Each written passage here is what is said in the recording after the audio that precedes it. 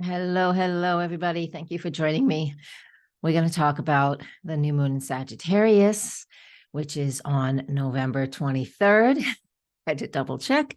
And it is very early in the sign of Sagittarius, just the day after the sun enters that sign. So that to me is just fantastic. So we get the Sagittarius season off to a very good start. So I'm going to share my screen with you like I always do. And we're going to look at the chart together. I have not written this forecast out yet. That will be on my website. If you're a member of the website, you will be notified. If you're a member of my newsletter, I will send that out to you as well. It's my intention to get it done within 24 hours of posting this video. So here is what the new moon in Sagittarius looks like in my latitude and longitude. So it can be in a different location for you, a different house for you. So don't be overly concerned about the house placement at this point in time.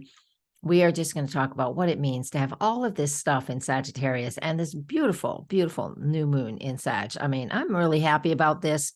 To me, this is fantastic because Sagittarius, to me, is always a fun time of year. It's my opposition, being a Gemini, but I love Sag. It's mutable, it's fiery, it gives me opportunities to really explore life this time of year. I love it because we are the new moon, especially in this sign, wants us to explore new things. It wants us to, excuse me, to have fun, to play, to be creative, I already said explore, but explore in a sense that really engage in groups or new people that you've never engaged with before, because Sagittarius wants to blow your mind. It wants your mind to be opened so you're able to see things from other people's perspectives. And what better way than to talk to somebody or to get to know somebody from another culture, from another country, who sees things from a different perspective. That's one of the ultimate beauties of what Sagittarius can do. By traveling the world, not everybody can travel, and I understand that, but you can explore new things. And that's what I would like us to do with this new moon in the sign of Sagittarius. Create goals, create intentions around exploring new things. Whether you decide to take up a new modality in your metaphysical spiritual beliefs, or you decide to actually go travel, things like that. So Sag is higher education in a sense that it wants us to explore new things that we have not been exposed to yet. So those things that's some of the things that are just fascinating and what I absolutely love about this new moon in Sagittarius. Now, for the astrologers out there, and even the non-astrologers, I'm going to grab my toolbar here.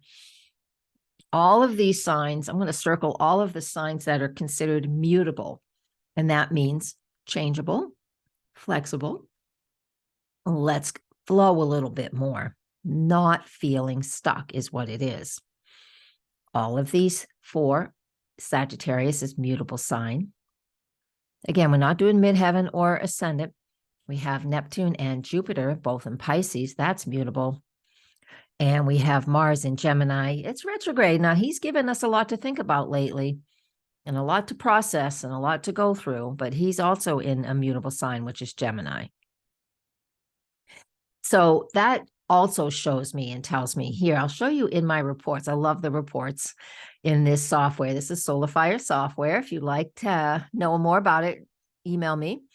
So we can see that down here, the mutable energy is very, very strong. Mutable fire. The only mutable fire sign is Sagittarius. So there's a heavy emphasis on movement, exploration, independence, etc. You will want to find out where 1 degree of Sagittarius is in your own personal chart. And that way, in whatever house it's in, or if it's even connecting to other planets, that gives you more insight. But that aside, because I know not everybody knows how to do that, I do sessions, so you're welcome to book something if you like. But that aside, I want us to know that this feels great. I want you to really embody that. Know that we have this new moon on the 23rd of November that just feels great, and we can play and explore and have fun. Simultaneously, you see Jupiter right there? It's at 28 degrees of Pisces is what that means. There's a red S, and that what that shows us is not even 5 minutes later. I'm going to go back to this report so you can see it. This here says stationary points. Jupiter is going to turn direct not even 5 minutes later.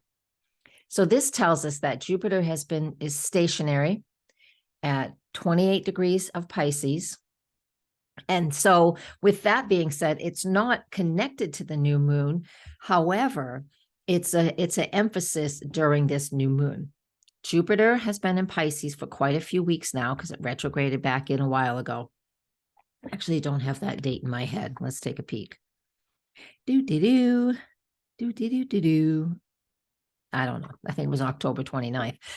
Needless to say, Jupiter in Pisces, stationary for quite a few weeks. It doesn't really move far when it's that far away. It doesn't look like it's going anywhere, really.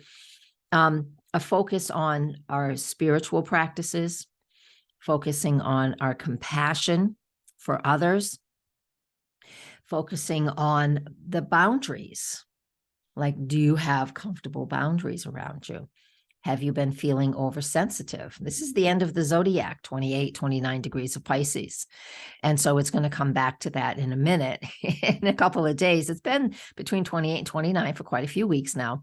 So, this is where we're overly sensitive. Feeling too much is one way that this can play out. And if that's your truth, it's not everybody's truth, but if that's your truth, then make sure you take some time and create space that you need to create so you can feel better, discover what your own truth is at this point in time, new moon in Sag, right? And then you can move forward. It is a very sensitive spot in the zodiac, and it's a very sensitive spot in your own astrology, wherever that happens to be, what house that's in, where the zodiac ends and where it begins. So the end of Pisces and the beginning of Aries will happen soon. So focusing on what I want to do, that new moon in Sag, what I love, what I want to do, what's creative, how can I learn more and explore more, as well as what are my metaphysical practices, my spiritual practices, what do I believe?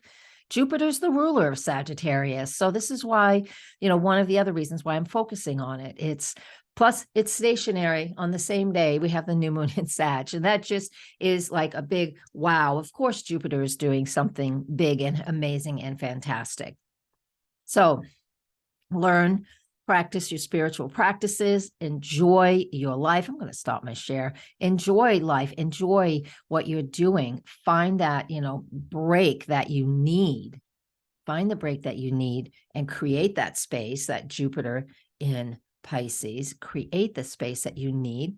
Put that bubble around you. Dream big. New moons are always about setting intentions, and Sagittarius, Jupiter rules Sag. So dream big. Make those goals high, set the bar high, because you actually have an opportunity now to do that, to set that goal, set that bar high and actually obtain it.